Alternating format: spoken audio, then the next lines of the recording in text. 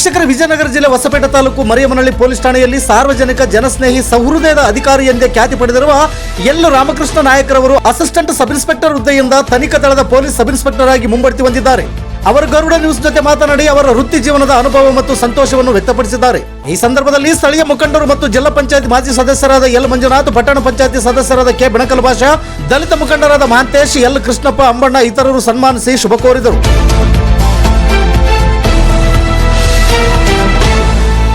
ವಿಜಯನಗರ ಜಿಲ್ಲಾ ವರದಿಗಾರರು ಹೊನ್ನೂರು ಸ್ವಾಮಿ PH. ಇದು Garuda news. ನಾನು ಮಲ್ಲೇಶ್ ಕಮತೂರು.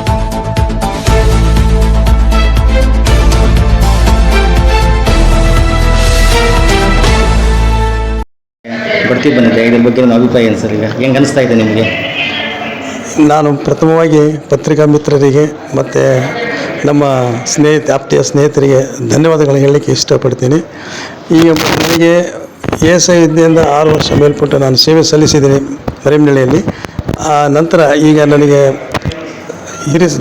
ಹಿರಿತನದ ಮೇಲೆ ನನಗೆ ಒಂದು ಸರ್ಕಾರದ ಆದೇಶದ ಮೇಲೆ ನನಗೆ ಮುಂಬಡ್ತಿ ಹೊಂದಿದೆ.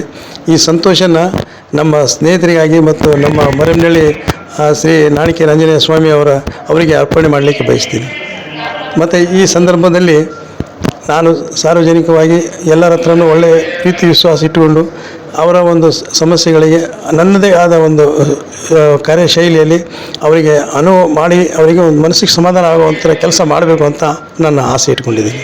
ಸರ್, ಇನ್ನು ಎಷ್ಟು ವರ್ಷ ನಿಮಗೆ ಇನ್ನು ಅವಕಾಶ ಇದೆ ಸರ್ ಈ ಹುದ್ದೆಯಲ್ಲಿ? ನಿಮಗೆ ಇನ್ನೊಂದು 2 ವರ್ಷ ಇದೆ. ಈ ಹುದ್ದೆಯಲ್ಲಿ ಯಶಸ್ವಿ ಆಗಕ್ಕೆ ನಮಗೆ ಎಲ್ಲರ ಸಹಕಾರ ನನಗೆ ಅವಶ್ಯಕತೆ ಇದೆ ಅಂತ ನಾನು ಈ ಸಂದರ್ಭದಲ್ಲಿ ಕೇಳಲಿಕ್ಕೆ ಬಯಸ್ತೀನಿ.